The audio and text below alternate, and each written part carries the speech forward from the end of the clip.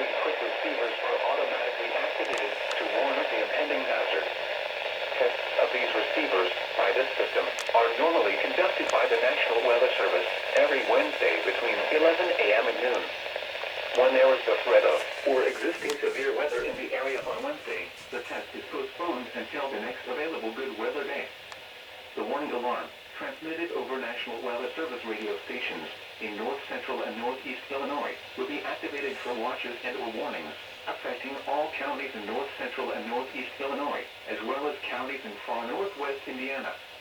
Reception of this broadcast in the alarm tone will vary at any given location. This variability, normally more noticeable at a distance from a given transmitter, will occur even though you are using a good quality receiver in perfect working order. This concludes the tone alarm test. We will now return to our regular program.